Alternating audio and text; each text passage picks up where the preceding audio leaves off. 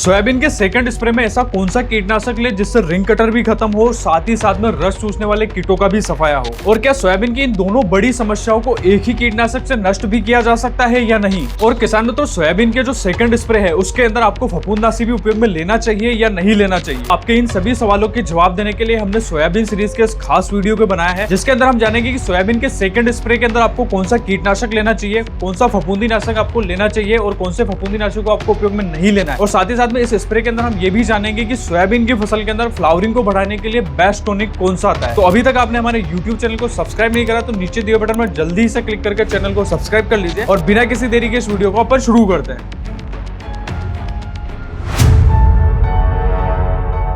किसान मित्रों, soybean series के इससे पहले जो वीडियो आया था, मतलब कि जो फर्स्ट स्प्रे वाला वीडियो आया था, उसके अंदर हमने एक कीटनाशक यानी कि चक्रवर्ती के बारे में जाना था और उसके साथ में एक इल्लीमार दवा यानी कि इमामेक्टिन बेंजोएट है उसके बारे में भी फुल डिटेल डिस्कशन किया था। और इसके साथ ही साथ में हमने टेबुसुल के नाम से आने वाला एक फफूंदनाशी भी सोयाबीन की फसल के लिए रिकमेंड करा था। और साथ ही साथ में सोयाबीन की फसल के अंदर बढ़वार तेज जो फुटाव जो है वो ज्यादा से ज्यादा निकले, इसके लिए हमने भन्नार टॉनिक रिकमेंड करा था। और ये जो सोयाबीन का फर्स्ट स्प्रे था, ये हमने फसल की शुरुआती अवस्था मतलब 15 से लेकर 30 दिन की अवस्था के लिए आपको रिकमेंड करा था। अब फसल बड़ी हो गई है, मतलब 30 दिन से ऊपर हो चुकी है, तो हमने सेकंड स्प्रे के लिए ये खास वीडियो बनाया है। और इस सेकंड स्प्रे के अंदर भी हमने एक कीटनाशक को रखा है जो सोयाबीन की फसल के अंदर वर्तमान के समय में आने वाली तमाम प्रकार की समस्या यानी कि इल्ली की जो समस्या आती है, जो फसल को सबसे ज्यादा नुकसान पहुंचाती है, उसके लिए रखा है। और उसके साथ ही साथ में सोयाबीन की फसल के अंदर फ्लावरिंग ज्यादा से ज्यादा है, मतलब फूलों की जो संख्या है वो भी तेज गति से बढ़े और साथ ही साथ में जो फूल आ रहे हैं उनकी झड़ने की जो समस्या आती है वो भी कंट्रोल हो, इसके लिए हमने एक खास स्प्रे बनाया है। और ये वाला जो स्प्रे है आपको सोयाबीन की फसल के अंदर लगभग 30 से लेके 45 से 50 दिन की अवस्था तक आप आराम से इसे उपयोग में ले सकते हो। तो किसान मित्रों, इस वीडियो को शुरू करते हैं और बात करते हैं वीडियो के पहले विषय के बारे में, यानी कि आप सोयाबीन का सेकंड स्प्रे जो आप प्रयोग में ले रहे हैं उसके अंदर आपको किन किन बातों को ध्यान में रखना है। पहली बात आपको यह ध्यान में रखनी है कि आप जो सोयाबीन की फसल के अंदर सेकंड स्प्रे लेने जा रहे हैं उसके अंदर आपको ऐसे कीटनाशक को उपयोग में लेना है जो सोयाबीन की फसल में 30 से लेके 45 और 50 दिन की समय पर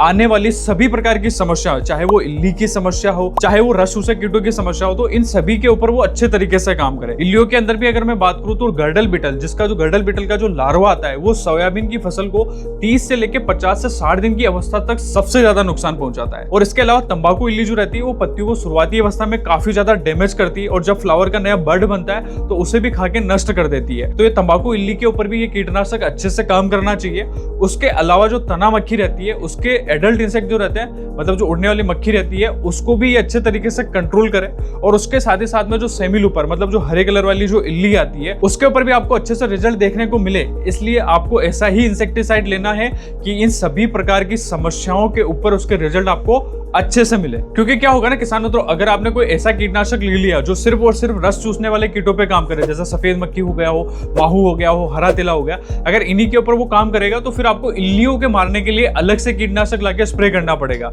इसलिए आपको ये गलती दोहराना नहीं है। और आप जब आप सेकंड स्प्रे लेने जा रहे हो तब आपको ऐसे ही इंसेक्टिसाइड को प्रयोग में लेना है कि इन सभी प्रकार की समस्याओं पर उसके रिजल्ट आपको अच्छे से मिले। किसान मित्रों, अब बढ़ते हैं दूसरी बात की तरफ, मतलब कि अगर आप सोयाबीन का सेकंड स्प्रे लेने जा रहे हैं तो आपको क्या करना है कि जब आपने पहला स्प्रे दिया था सोयाबीन के अंदर और उसके अंदर आपने फफूंदनाशी उपयोग में लिया था, तो इस वाला जो स्प्रे है मतलब जो सेकंड स्प्रे है इसके अंदर आपको फफूंदनाशी की लेने की जरूरत नहीं है। क्योंकि इससे क्या होगा ना कि सिर्फ और सिर्फ आपका खर्च बढ़ेगा। और जब आपने सोयाबीन का फर्स्ट स्प्रे किया था उस समय कोई भी फफूंदनाशी आपने उपयोग नहीं करा था, तो आप इस सेकंड स्प्रे के अंदर एज अ प्रिवेंटिव कोई भी फफूंदनाशी इसके अंदर उपयोग में ले सकते हो। सोयाबीन के सेकंड स्प्रे में आपको तीसरी बात यह ध्यान में रखनी है कि अंदर आपको फ्लावरिंग को बढ़ाने वाले एक टॉनिक को जरूर उपयोग में ले लेना है। क्योंकि क्या होगा ना कि अगर आपने सोयाबीन की कोई सी भी वैरायटी लगा रखी है, जैसे कि आपने जेस 2303 लगा रखी हो या फिर केडीएस 726 अगेती हुई वैरायटी हो या पछेती वैरायटी हो, उसमें 30 से लेके 50 दिन की अवस्था के बीच में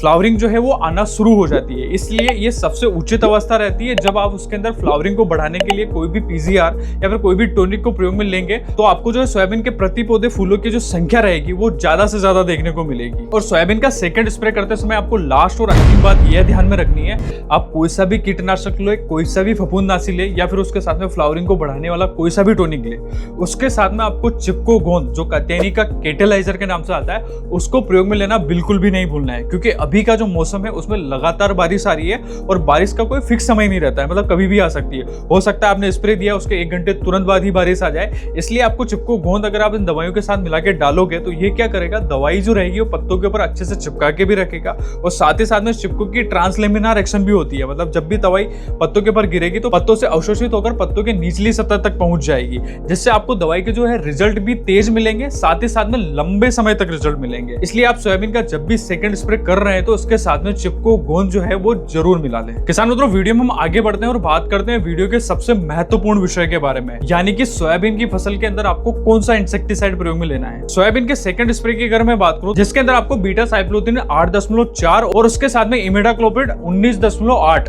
जो ओडी फॉर्म में आता है, इस दवाई को आपको प्रयोग में लेना है। क्योंकि इस कीटनाशक में क्या रहेगा ना कि आपको डबल टेक्निकल मिलेंगे। जो इसके अंदर बीटा साइक्लोथ्रिन आता है, ये तमाम प्रकार के जो उड़ने वाले कीट होते हैं और चबाने वाले जो कीट होते हैं ना, इनके ऊपर इसका रिजल्ट काफी शानदार देखने को मिलता है। और इसकी जो कॉन्टैक्ट एक्शन होती है, मतलब इसके संपर्क में जो भी कीट आएगा वो पूरी तरीके से नष्ट हो जाएगा। और इसके अंदर आपको इमिडाक्लोप्रिड की भी मात्रा मिलेगी। या इमिडा क्या करेगा ना, जो भी रस चूसने वाले कीट है, मतलब की जो सफेद मक्खी है जो पीला मोजेक वायरस को फैलाने का भी काम करती है, ये उसे भी नष्ट करेगा। और उसके साथ ही साथ में जो दूसरे रस चूसने वाले कीट है, जैसे माहू की समस्या हो, हरा तेलक की समस्या हो या फिर थ्रिप्स की समस्या हो, तो उन्हें भी ये काफी अच्छे तरीके से कंट्रोल कर देगा। इसलिए इस कीटनाशक के अंदर जो डबल टेक्निकल है वो तमाम प्रकार के रस चूसने वाले कीटों पे भी काम करेगा और साथ ही साथ में जो भी इल्लियां हैं, मतलब सेमी लूपर है, तंबाकू इल्ली है, हरा कलर वाली इल्ली है, या फिर जो स्पोडोप्टेरा वाले जो इंसेक्ट आते हैं, मतलब जो काले मुंह वाली जो इल्ली आती है, उसको भी ये काफी अच्छे तरीके से कंट्रोल कर देगा। और इसके अलावा इस कीटनाशक का सबसे अच्छा और सबसे बेस्ट रिजल्ट आपको मिलेगा गर्डल बिटल के ऊपर। जो गर्डल बिटल क्या करता है, जो तने को अंदर से खाता है और तने के अंदर वाले जो भाग रहता है उसको नष्ट कर देता है, उसके ऊपर इसका रिजल्ट काफी अच्छा आता है। इसलिए आपको 30 से लेकर 45 दिन की अवस्था पर आपको इस कीटनाशक को प्रयोग में लेना है, जिससे क्या होगा, गर्डल बिटल भी अच्छे से कंट्रोल हो जाएगा और तना मक्खी का जो एडल्ट इंसेक्ट है, मतलब उड़ने वाली जो मक्खी है, वो भी काफी अच्छे तरीके से कंट्रोल हो जाएगी। तो किसानों, तो सोयाबीन की फसल के अंदर सेकंड स्प्रे के अंदर आपको इस कीटनाशक की 80 ml की मात्रा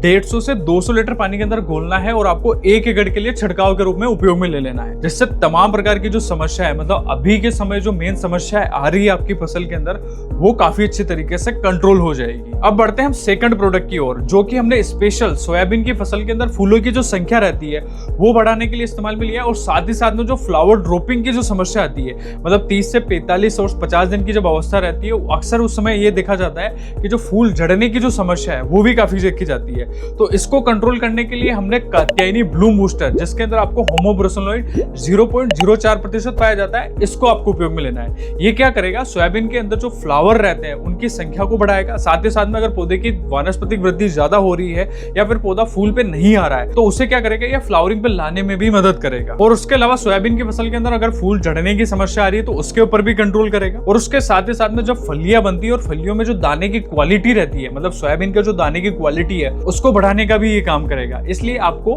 जब आप इंसेक्टोरा जो इंसेक्टिसाइड आप प्रयोग में लेने जा रहे हैं, उसके साथ में आपको ब्लूम बूस्टर को भी उपयोग में ले लेना है। और इसके उपयोग की मात्रा आपको 100 ml प्रति एकड़ के हिसाब से रखनी है और 1 एकड़ छिड़काव के लिए हमेशा आपको 150 से 200 लीटर पानी को उपयोग में लेना है। तो किसानों, तो यही थे सोयाबीन के सेकंड स्प्रे के सारे प्रोडक्ट। अब आप जब भी इनका स्प्रे करने जा रहे हैं तब आपको क्या करना है, पहले इनका गोल बना लेना है, मतलब सेपरेट बकेट के अंदर गोल बना के उसके बाद में इसको जो है पंप के अंदर डाल देना है। आधा पंप आपको पानी से भर देना है। उसके बाद में आपको जो चिपको गोंद आता है, मतलब जो कात्यायनी का केटलाइजर के नाम से आएगा, उसके 5 ml की मात्रा आपको प्रति पंप के हिसाब से डाल देना है। उसके बाद में पूरे पंप को भर लेना है अच्छे से और पैक करके छिड़काव कर देना है। चिपको गोंद आपको इसके साथ में जरूर उपयोग में लेना है, ताकि आपको दवाई का जो रिजल्ट है वो आपको अच्छे से प्राप्त हो पाए। और गर्डल बिटल का जो लार्वा है वो हमेशा तने के अंदर रहेगा, तो दवाई को तने के अंदर तक पहुंचाने के लिए चिपको गोंद काफी अच्छे तरीके से काम करेगा। और अगर हो सकता है कि आपके इधर बारिश हो जाए तो उस कारण से दवाई धुलने की भी जो समस्या है वो भी देखने को मिलती है, तो चिपको गोंद आप इसके साथ में मिलाओगे तो वो समस्या भी आपको देखने को नहीं मिलेगी। और जिन भी किसानों ने सोयाबीन के फर्स्ट स्प्रे के अंदर कोई भी फफूंदनाशी उपयोग में नहीं लिया था, तो वो सेकंड स्प्रे के अंदर एज अ प्रिवेंटिव एक फफूंदनाशी जो है इसके अंदर उपयोग में ले सकते हो। और इसके अंदर आपको एजोक्सोस्ट्रोबिन और टेबुकोनाजोल डबल टेक्निकल वाला जो फफूंदनाशी आता है वो आपको इसके साथ में आप मिला के स्प्रे के माध्यम से दे सकते हो। और इसके उपयोग की मात्रा आपको 250 ml प्रति एकड़ के हिसाब से रखनी है। ये सोयाबीन की फसल के अंदर अभी के समय आने वाली समस्या है, चाहे वो एंथ्रेक्नोज की समस्या हो, लीफ स्पॉट हो, फ्रॉग आई लीफ स्पॉट हो या फिर राइजोक्टोन या एरियल ब्लाइट हो, ये इनके ऊपर सभी के ऊपर काफी अच्छे तरीके से काम करेगा और एक ब्रॉड स्पेक्ट्रम फंजीसाइड है। तो अगर आप सोयाबीन के सेकंड स्प्रे के अंदर कोई भी फफूंदनाशी उपयोग में लेना चाहते हैं तो आप इसके साथ में मिला के आसानी से स्प्रे कर सकते हो। तो किसान मित्रों, यही था सोयाबीन के सेकंड स्प्रे की संपूर्ण जानकारी। और इसके अलावा भी अगर आपकी सोयाबीन की फसल के अंदर कोई अन्य समस्या आ रही है, मतलब कोई रोग आ रहा हो या फिर कोई कीट आ रहा हो, रस चूसने वाले कीट हो या फिर इल्ली की समस्या हो, ऐसी कोई भी समस्या है जिसको आपका जवाब नहीं मिल पा रहा है, तो आपको एक फॉर्म का लिंक डिस्क्रिप्शन में मिल जाएगा। आप जाके अपनी समस्या उसके अंदर लिख दीजिए, हमारे कृषि विशेषज्ञ जल्दी ही आपसे संपर्क करेंगे। अगर वीडियो में दी गई जानकारी आपको अच्छी लगती है तो उसे लाइक करें, चैनल को सब्सक्राइब करना ना भूलें और साथ ही साथ में उस वीडियो को अपने पड़ोसी किसान मित्र के साथ में जरूर शेयर करें।